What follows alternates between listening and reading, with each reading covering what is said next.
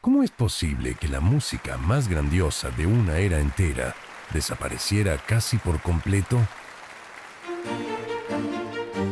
El barroco tardío fue un periodo de explosión creativa, pero lo que pocos saben es que, tras alcanzar la cúspide más increíble, este estilo fue rechazado y rápidamente olvidado. Sin embargo, su historia no terminó ahí. Un giro inesperado los trajo de vuelta, más grandes que nunca. Quédate hasta el final, porque lo que ocurrió con estos compositores es más sorprendente de lo que imaginas. Nos encontramos en el paso del siglo XVII al XVIII, un momento de cambios radicales, reyes absolutistas, la iglesia y la nobleza eran los grandes mecenas y decidían qué se componía y para quién. Y la ciencia y la filosofía comenzaban a desafiar la visión tradicional del mundo. En medio de esta agitación, la música barroca seguía evolucionando. Y aquí es donde entran en escena los grandes protagonistas de esta historia. En Italia, Arcangelo Corelli, un virtuoso del violín, popularizó una forma musical llamada concerto grosso, donde un pequeño grupo de instrumentos solistas dialoga con la orquesta.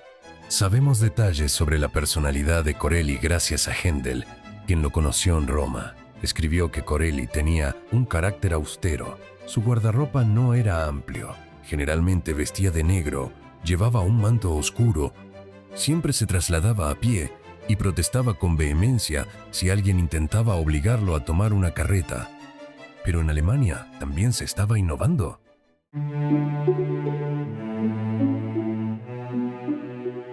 Uno de los nombres clave en este auge fue Johann Pachelbel, nacido en 1653, curiosamente el mismo año que Corelli, y no es la primera coincidencia de la que hablaremos hoy.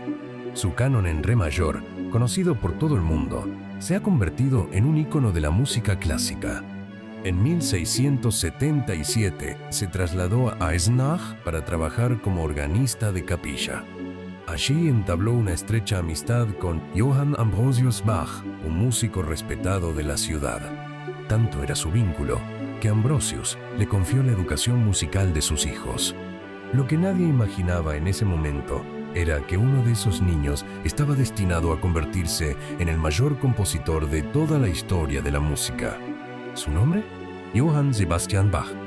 En un momento hablaremos de él, porque antes de que Bach se convirtiera en el gigante que conocemos hoy, hubo otro maestro del órgano que marcó su camino, Dietrich Buxtehude. Este organista danés-alemán compuso algunas de las obras más expresivas de su tiempo, revolucionando el estilo del órgano.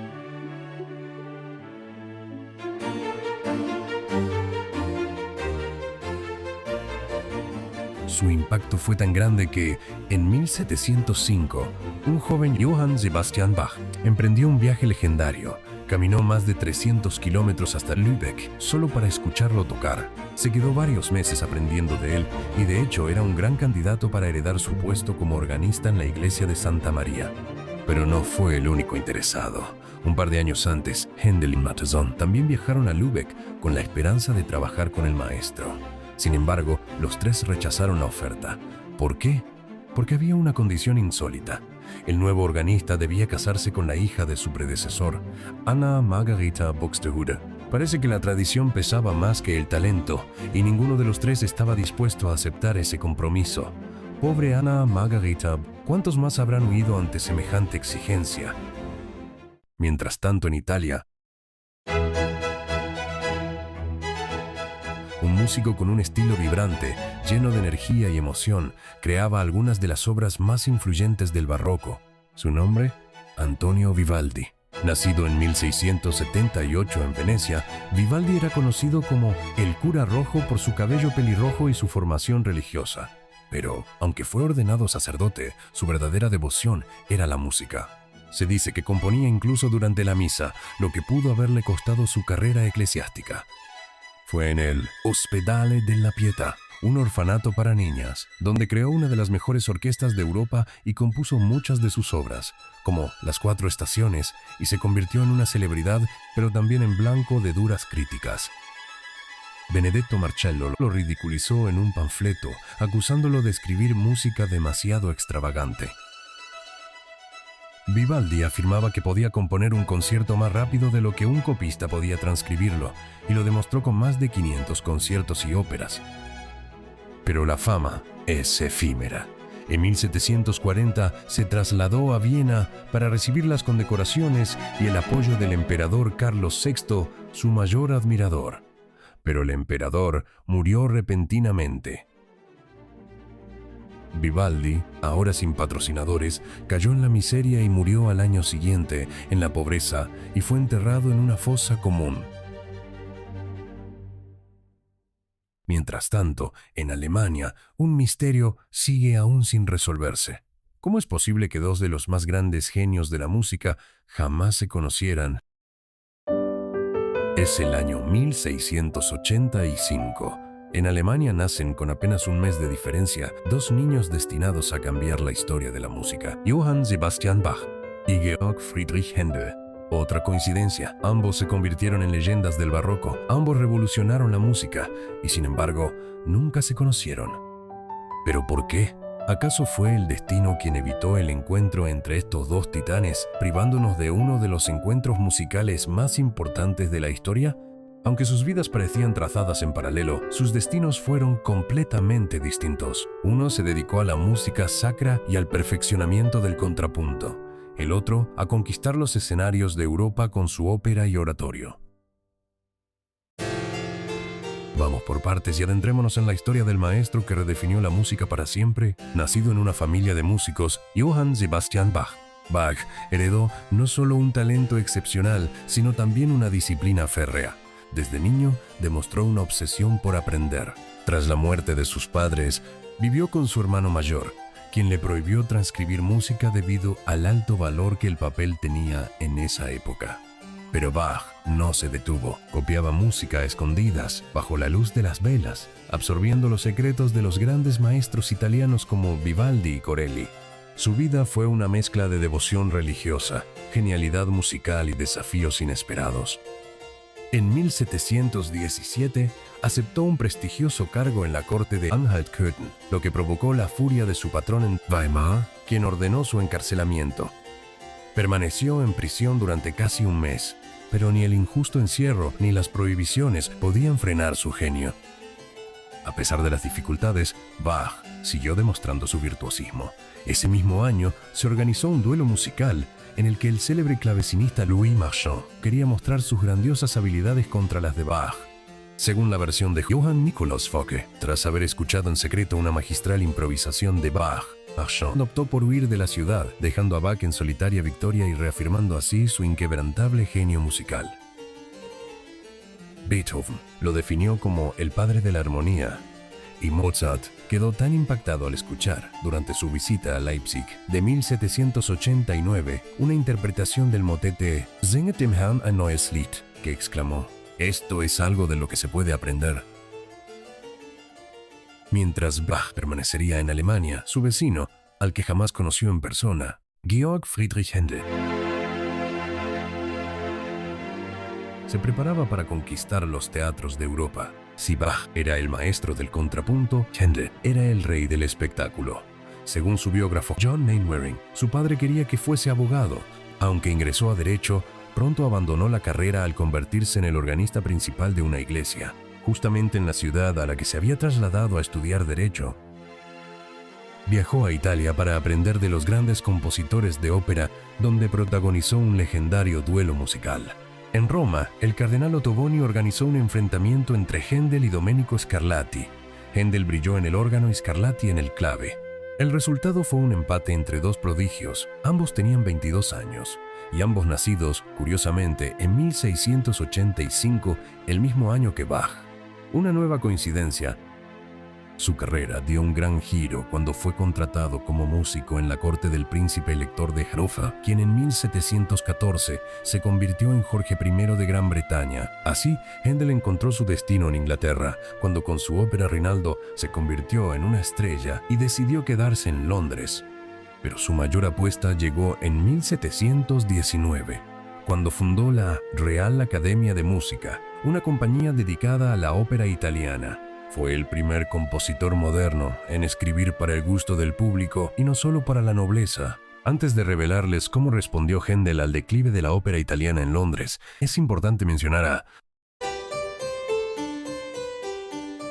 Alessandro Scarlatti. Con más de 40 óperas, Scarlatti fue pionero en la introducción del recitativo secco y en el refinamiento del aria italiana, destacándose por su habilidad para equilibrar la emoción con la claridad melódica. Obras como Griselda y L'Ottone in Villa son ejemplos de su maestría que influyeron enormemente en la ópera europea, con composiciones como el Stabat Mater y el Miserere, que destacan por su profunda expresividad y su riqueza coral e instrumental. Y luego está Giovanni Battista Pergolesi, el Mozart trágico del barroco. Con solo 26 años, murió de tuberculosis, pero no sin antes revolucionar la música con La Serva Padrona, una ópera bufa tan cómica que hasta los nobles soltaban carcajadas. Su Stabat Mater, escrito en su lecho de muerte, era tan conmovedor que algunos clérigos y críticos lo consideraron demasiado audaz para la música sacra de su época, aunque nunca fue prohibido. Tal como prometimos, te contaremos qué hizo Händel cuando la ópera italiana comenzó a perder popularidad en Londres.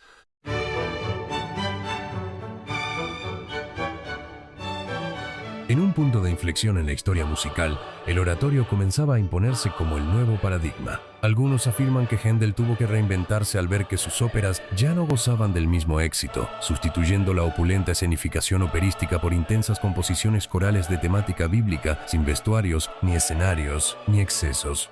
Con la creación de El Mesías en 1741, Händel cautivó al público inglés, impulsando una revolución en el panorama musical y adaptándose a las nuevas exigencias. La sección del Aleluya se convirtió en un ícono de la música coral y a través de El Mesías, Händel consolidó su lugar como uno de los compositores más influyentes de la historia de la música. Su éxito incluso trascendió lo artístico. Organizó representaciones benéficas para el Hospital Foundling, evento que se convirtió en una tradición anual, consolidando su influencia hasta el punto de ser nombrado gobernador del hospital, a quien legó una copia de su manuscrito. Incluso en sus últimos años, Händel no dejó de sorprender. En 1749 compuso la música para los reales fuegos de artificio, encargada por el rey Jorge II, cuya interpretación al aire libre ante una multitud de 12.000 personas consolidó aún más su reputación. Con su legado inmortal, Händel no solo escribió para su tiempo, sino que se adaptó y trascendió generaciones, dejando una fuerte huella en la historia de la música que perdura hasta nuestros días. Mientras Händel triunfaba en Londres, Bach transformaba la música en una ciencia exacta. Con El clave bien temperado, una colección de preludios y fugas, marcó un antes y un después en la historia de la música. En aquella época, los instrumentos de teclado tenían un problema. Los sistemas de afinación hacían imposible tocar en todas las tonalidades sin desafinar. Con esta obra, Bach demostró que sí era posible con el sistema temperado, que permitía modular sin restricciones, ampliando enormemente las posibilidades armónicas y cimentando la base de la música moderna. Con las suites para cello solo, elevó el violonchelo de un instrumento de acompañamiento a uno solista, expresivo y virtuoso. Con los conciertos de Brandeburgo, una colección de conciertos orquestales, marcó una de las cumbres del barroco y un ejemplo de la creatividad e innovación en la música instrumental. En la recta final de su vida, trabajaba en su última gran obra, marcando el ocaso del barroco en un continente que ya se encaminaba hacia nuevas transformaciones musicales. ¿Pero qué estaba pasando en Europa? Para la década de 1730 se estaba experimentando un cambio radical en la música y la sociedad. El auge de la Ilustración comenzaba a dejar su huella, promoviendo la simplicidad y la razón, por encima de la ornamentación excesiva que había caracterizado el barroco. A la par, el declive de la aristocracia estaba reduciendo el mecenazgo, que hasta entonces había sido fundamental para el sustento de los grandes músicos. Este cambio estaba dando paso a un nuevo gusto musical, una melodía clara, equilibrada y menos recargada, encaminándose al comienzo del clasicismo. Mientras estos cambios transformaban el panorama, los grandes maestros del barroco, como Händel y Bach, vivían sus últimos años de gloria, dando paso a una nueva era en la música. En 1723, Bach se estableció en Leipzig como Thomas Cantor de la Iglesia de Santo Tomás, un cargo que mantuvo hasta su muerte en 1750, marcando el fin del barroco. Durante este periodo compuso algunas de sus obras más destacadas, como La Pasión según San Mateo, considerada una de las mayores composiciones sacras de la historia, El arte de la fuga, un asombroso estudio del contrapunto y la misa en si menor, que es la última gran obra que define el barroco en su máxima expresión. Esta composición monumental no solo refleja la maestría del compositor, sino que también cierra el ciclo histórico del barroco. Y ahora es el momento de revelarte la última de estas asombrosas coincidencias. Ambos genios, nacidos el mismo año pero jamás cruzados en vida, compartieron una coincidencia terrible: la ceguera. Desesperados por recuperar la vista, ambos acudieron al mismo hombre. John Taylor, un cirujano ambulante que se presentaba como el mayor experto en oftalmología de su tiempo, pero cuya fama resultó ser la de un charlatán. Taylor operó a Bach en 1750 y lejos de curarlo, la ceguera lo sumió en una terrible agonía. Años más tarde, Händel, quizás sin saber el desenlace de su compatriota, se sometió al mismo procedimiento con idéntico resultado. Pero para Bach, el resultado fue fatal. Con su muerte en 1750, no solo se pierde al hombre, sino también una época. El punto final de un período de esplendor y dramatismo, marcando el fin de una era llena de emoción, complejidad y grandiosidad. A partir de ese momento, su obra cayó en el olvido. Incluso su tumba permaneció perdida por más de un siglo. Händel, por su parte, aún viviría 9 años más, pero su mundo ya había cambiado por completo. Ahora es el momento de revelar lo prometido al principio. La muerte no solo se llevó a Bach, Händel y Vivaldi, sino que también arrastró su música a la oscuridad. Lo que alguna vez llenó iglesias, teatros y cortes con su grandeza, pronto fue tachado de anticuado, denso y demasiado ornamental para una nueva era que exigía claridad y simplicidad.